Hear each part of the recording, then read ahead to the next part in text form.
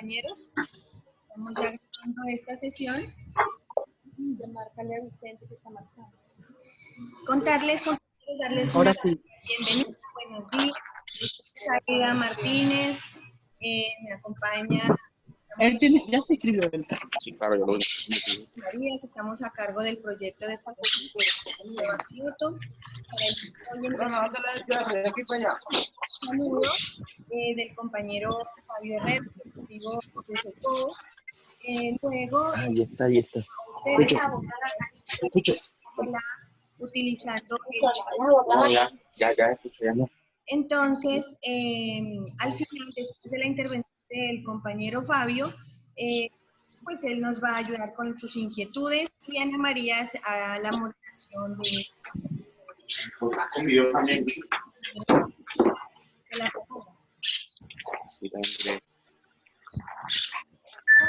compañero Fabio. Profe Fabio, Hola, tiene usted la palabra.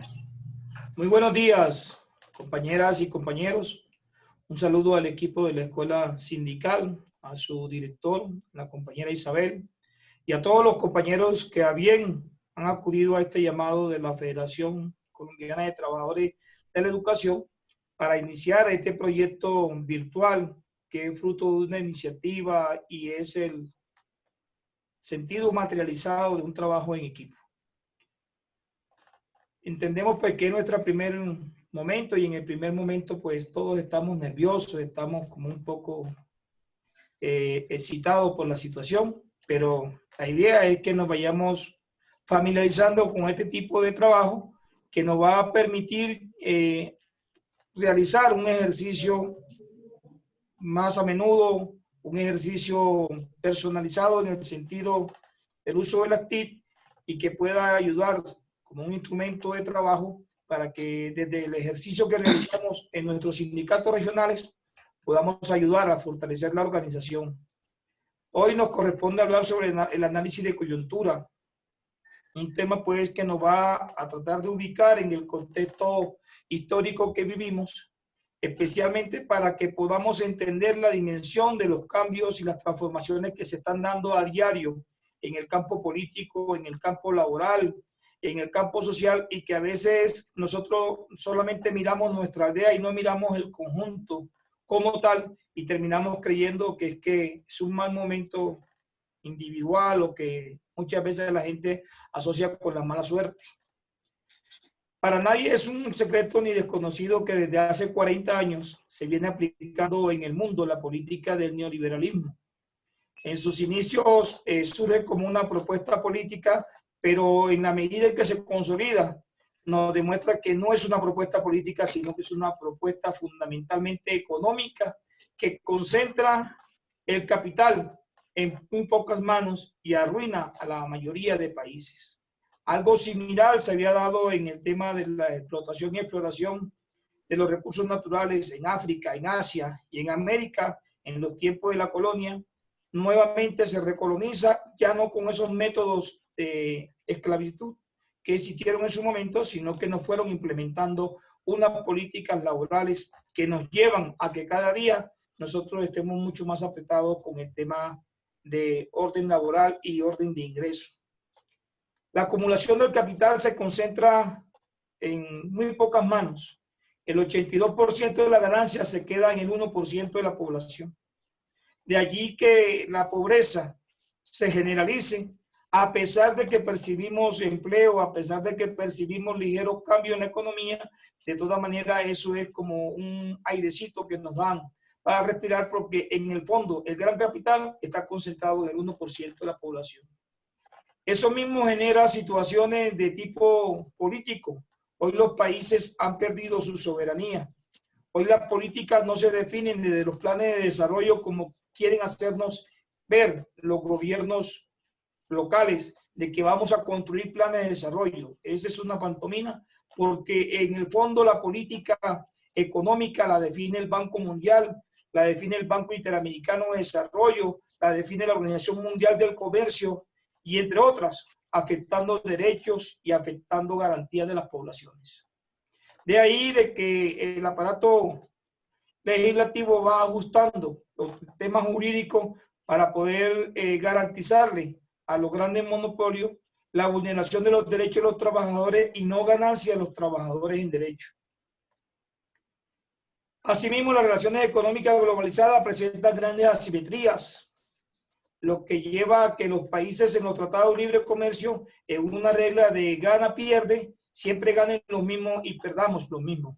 ¿Quiénes pierden? Perdemos los países en vía de desarrollo, subdesarrollados o tercermundistas, como se nos ha definido en distintos momentos.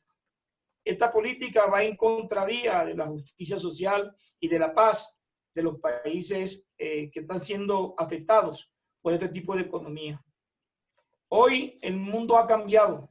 Ya no estamos entre la definición unipolar de que Estados Unidos, potencia mundial, no, sigue siendo la potencia militar más importante del mundo, pero se han dado bloques en el sector asiático en cabeza de China y Japón, lo mismo que Corea, se dio la Comunidad Económica Europea y se han dado bloques comerciales que tratan de contrarrestar el impacto de los Estados Unidos y la hegemonía que esto mantiene, lo que genera enormes tensiones que se ven en el tema comercial, como lo que se dio hace algunos meses entre Huawei y Estados Unidos, el presidente Trump, que expulsó a la multinacional china de los Estados Unidos y pensó que el mundo iba a colapsar por ese lado, y pues no, ya los chinos tenían un plan B que les permitiría a ellos salir adelante, porque hoy ese gigante asiático amenaza a los Estados Unidos con superarlo con los temas comerciales y con las relaciones en el mundo. La economía mundial se encuentra ralentizada, las cifras muestran de crecimiento y posibles recesiones. El Brexit en Inglaterra, las discusiones se están dando, Inglaterra amenaza con levantarse de la mesa porque no ven en sí una situación concreta. Estados Unidos sigue inventándose la guerra en el Medio Oriente, cada vez que se trata de conciliar, hay un ataque, el último ataque pues se dio en Irán, que después de haber sido su aliado, termina convertido en su enemigo, para justificar el tema del petróleo. Igualmente hace con su bloqueo a Venezuela, porque hoy Venezuela se le convierte en un país esquivo, o sea, un país molesto para sus intereses en el continente americano. En ese entorno está Colombia, con un gobierno capturado por los gremios, aliados de las mafias corruptas y la clase política tradicional. Sigue al pie de las órdenes de los organismos internacionales y por medio de las mayorías parlamentarias impulsa reformas que garanticen ganancias al sector financiero. Los resultados del 2019 muestran al sector financiero como la punta de lanza en la economía colombiana, pero no es el sector financiero en su conjunto, porque el sector financiero es una cuestión muy pequeña.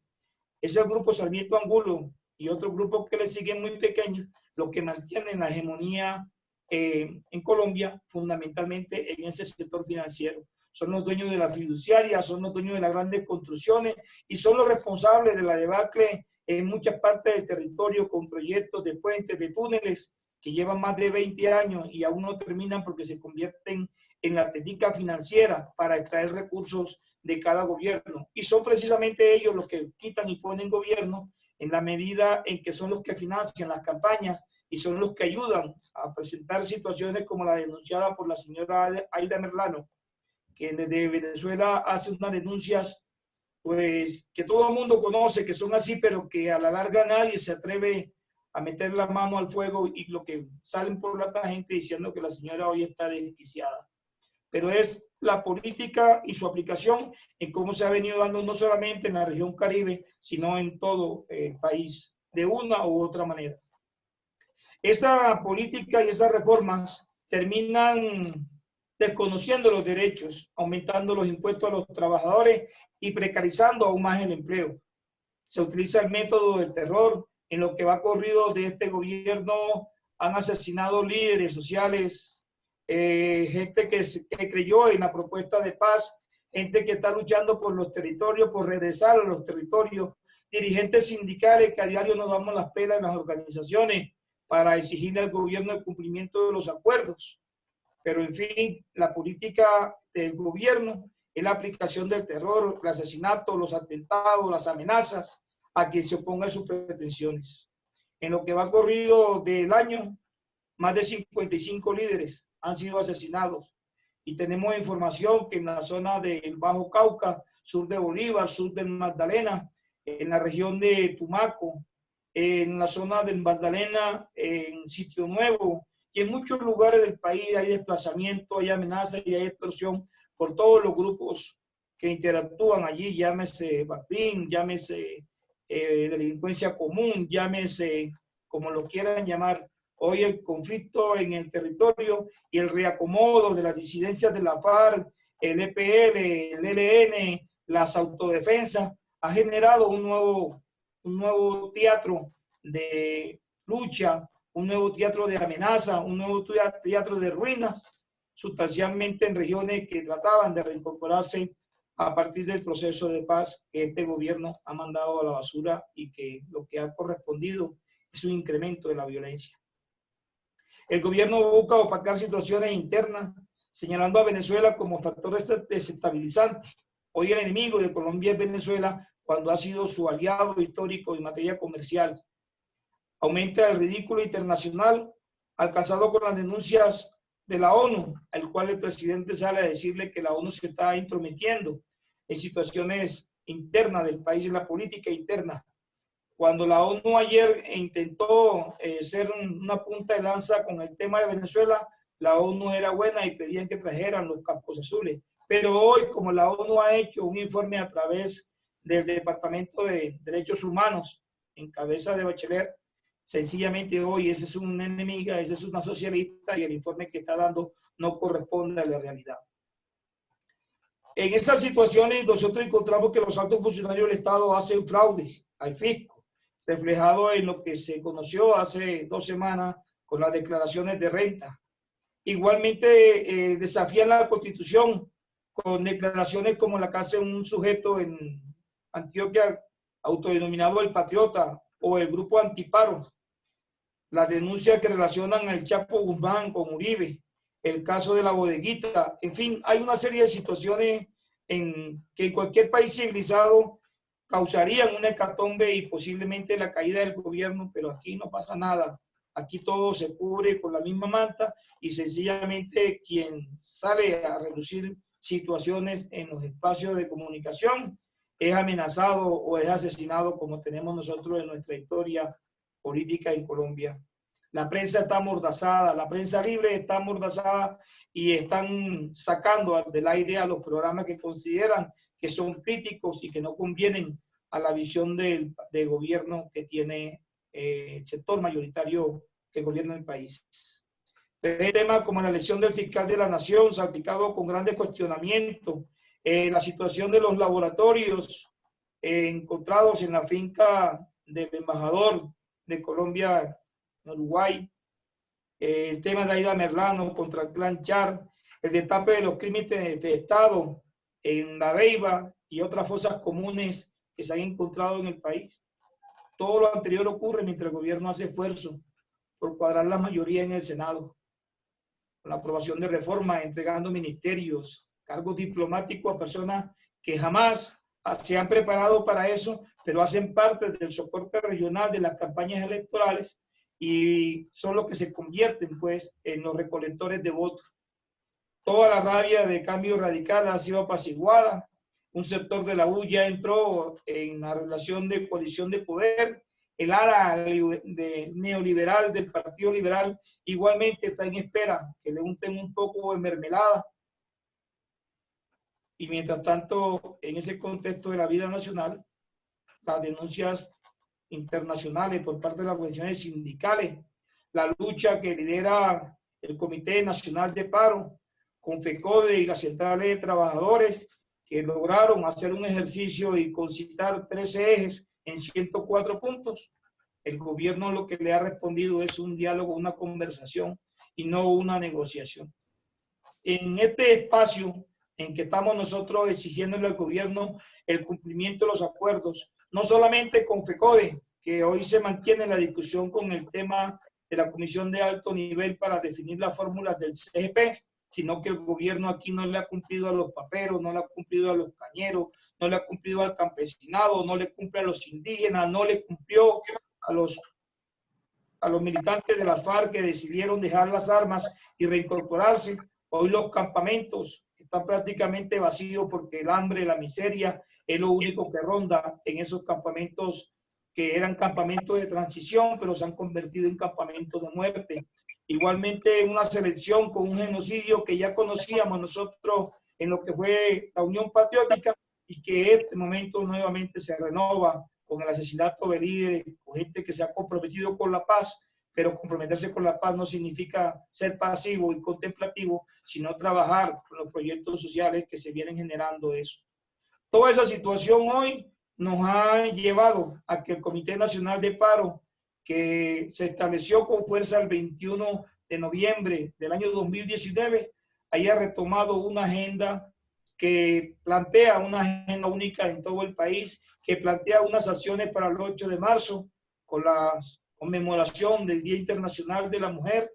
Allí pues tendremos distintos eventos, pero hay un evento, un concierto centrado en la ciudad de Bogotá a partir de las 2 de la tarde, pero los sindicatos regionales y los comités de paro departamentales pues tendrán movilizaciones y tendrán todo tipo de eventos. Igualmente estaremos el 16 de marzo marchando y con una gran toma a la ciudad de Bogotá para defender los recursos naturales, medioambientales, especialmente el páramo de Santurbán, donde hoy el Ministerio del Medio Ambiente ha dado licencia para la exploración y explotación de las compañías mineras. Estamos contra el fracking, que aunque ya se dio un paso para impedir que en Colombia se produzca tal ejercicio, de todas maneras eso ya se viene haciendo en los llanos orientales, en las zonas de Arauca, en la región Caribe, especialmente en el departamento del Magdalena, donde esta política se implementó sin darle licencia. Igualmente estaremos el 25 de marzo en un gran paro nacional y mientras tanto el Comité Nacional de Paro, que es el organismo que nos unifica a todo el conjunto de trabajadores y organizaciones sindicales y sociales, estaremos reuniéndonos para ir cuadrando y ajustando las agendas. Este es el espectro nacional, esta es la situación que hoy tenemos y pues aquí no nos queda otra cosa que el camino de unidad. Es el momento en que podamos avanzar con los sectores alternativos, es el momento en que podamos avanzar construyendo la fórmula y espacio en que nos combinen, en que podamos encontrarnos y lo que no nos permite encontrarnos, pues lo dejaremos allí para seguirlo discutiendo y seguirlo afinando en la medida que avancemos. Pero hoy, para enfrentar el neoliberalismo y la explotación salvaje de nuestros recursos que genera el asesinato de indígenas, especialmente en el departamento del Cauca, en la zona del Chocó, en la Amazonía, donde avanza la deforestación para organizar los grandes latifundios al servicio de la ganadería, tenemos que salirlo a defender desde las organizaciones sociales, desde la comuna, desde los barrios, desde los sindicatos, desde las escuelas, mirando a la escuela como lo que nos corresponde, la escuela, territorio de paz. Muchas gracias, profesor Fabio Herrera. A continuación, entonces, la compañera Ana María va a iniciar la moderación de las intervenciones de los compañeros.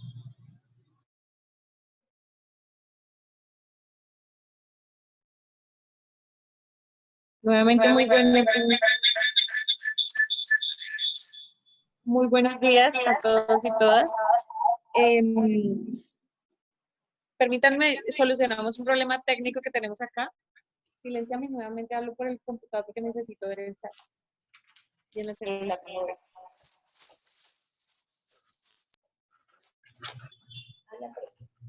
Estamos juntas, pero necesitábamos estar conectadas las dos por una situación técnica de la conexión. Entonces, compañeros y compañeras, nuevamente,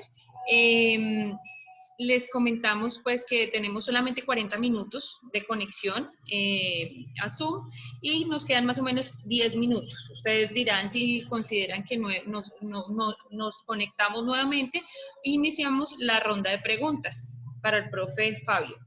Entonces podemos hacer las preguntas por dos medios. Uno, por el chat, que ya Aida lo comentó, en la parte de abajo ustedes pasan el mouse o tocan la imagen del celular, la imagen suya del celular, y allí aparece una imagen que dice chatear en el computador. Y allí podemos ir escribiendo nuestras preguntas.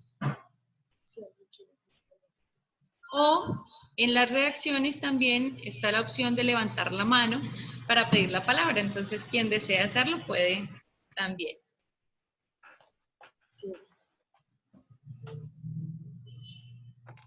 Un saludo a la compañera Aquever. Dice, estamos trabajando en la institución COSAFA.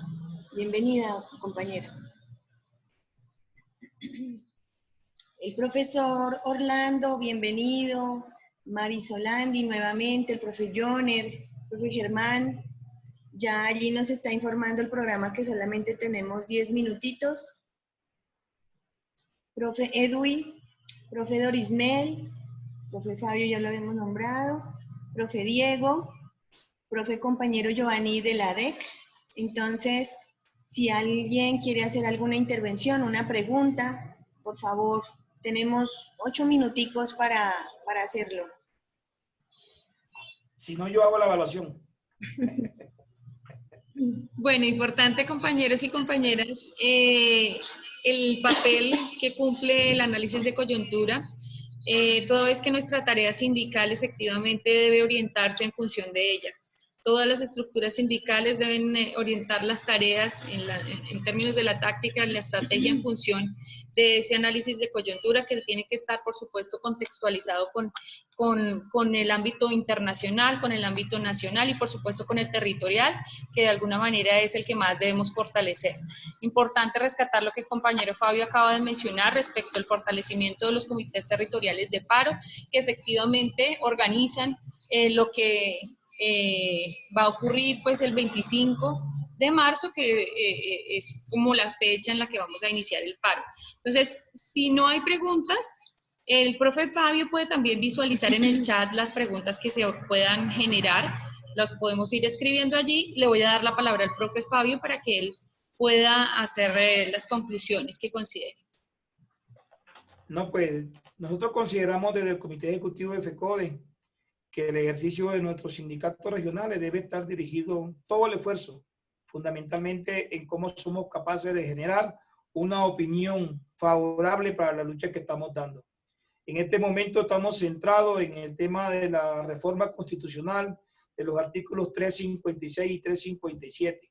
Pero toda la semana hemos interactuado con los maestros y los maestros simplemente nos están preguntando por el tema de la tabla salarial. Y ahora nos preguntan que cuándo se va a hacer en realidad el tema del aumento salarial, como si lo puntual, lo que nos está tocando a diario, no tuviera que ver con una situación global como la que estamos tratando de explicar, que son los efectos del neoliberalismo.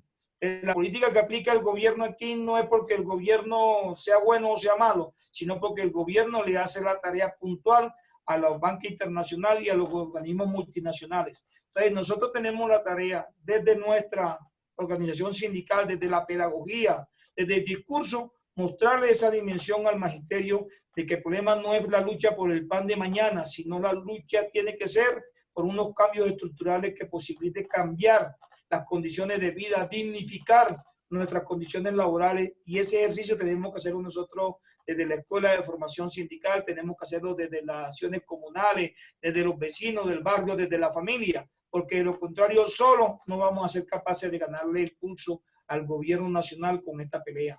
No está fácil, pero tenemos que enfrentarla. Hemos enfrentado situaciones mucho más complejas y hemos enfrentado situaciones de terror, de asesinato, y hemos sobrevivido. De tal manera que la enseñanza o la mayor enseñanza que tenemos nosotros en nuestra vida sindical siempre ha sido la unidad, y es el momento de unidad, de los colores, de los partidos, de los matices, todo el mundo empujando hacia el mismo lado.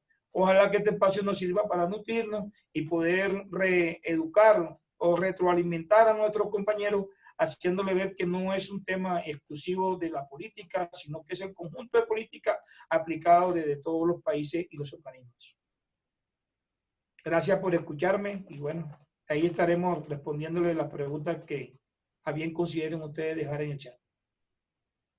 Muchísimas gracias. La profe Marisolandi nos comenta por el chat. Muy interesante Muy interesante el bosquejo de la coyuntura política a nivel nacional. Es bueno que se construyan documentos que podamos difundir a las bases. Los maestros debemos incluir en nuestras prácticas un análisis de coyuntura política nacional e internacional. Con ello podemos planear estrategias de organización para derrotar estas políticas nefastas. El profe Orlando Montealegre. Buen día para Luz, Ana, Fabio, William, y les comento que nos acompaña el coordinador de Escuela Nacional Sindical, el compañero Vicente Braya Rivas, a quien le vamos a dar la palabra en un momentito.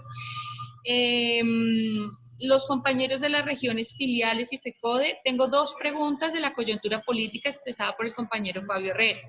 Primero, el asesinato de líderes sociales y defensores de los derechos humanos por manos criminales del Estado.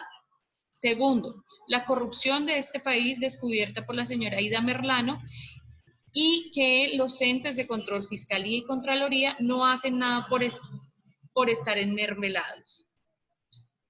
Nos comenta el compañero Diego, si bien es cierto la situación coyuntural como la que acaba de contextualizar es bien delicada, una situación que estamos viviendo en las regiones son la persecución sindical y una manera de los gobiernos quebrantar esta acción es negar los permisos sindicales.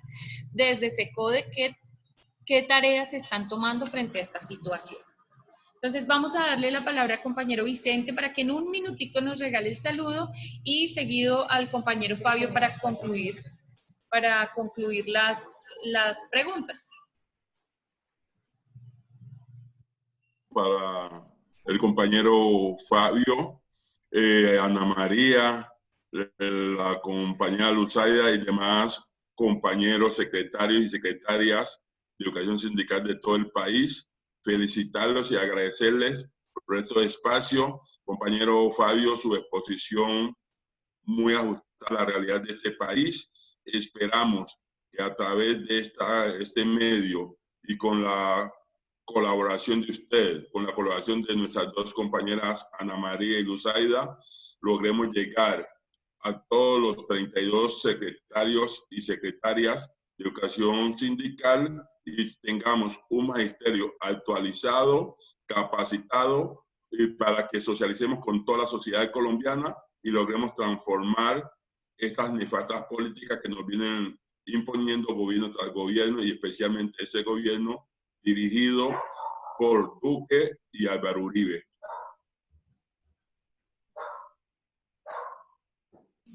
Gracias, profe.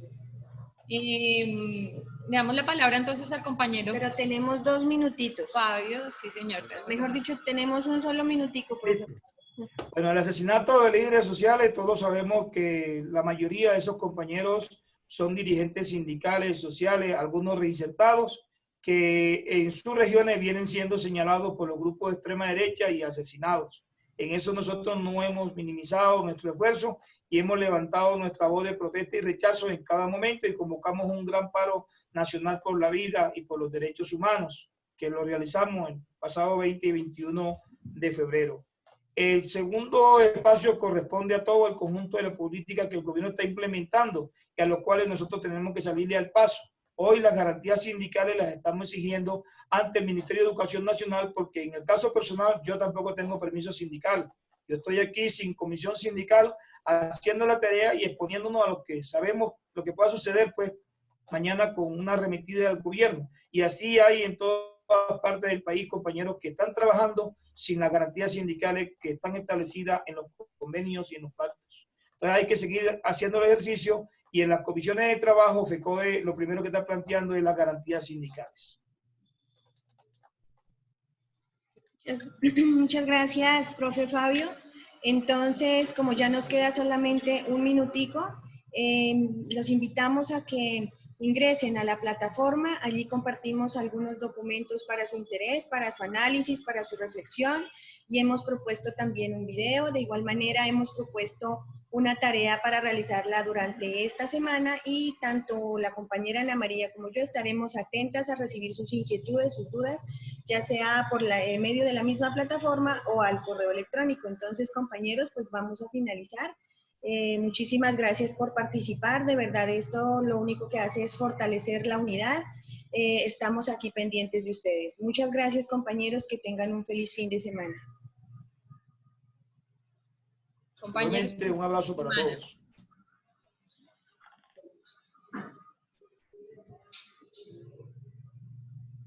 Saludos, Brian. Quedó silenciado. Profe Vicente. Sí, compañera Luzaida, un feliz fin de semana. Lo mismo para Ana María. Gracias, profe Vicente.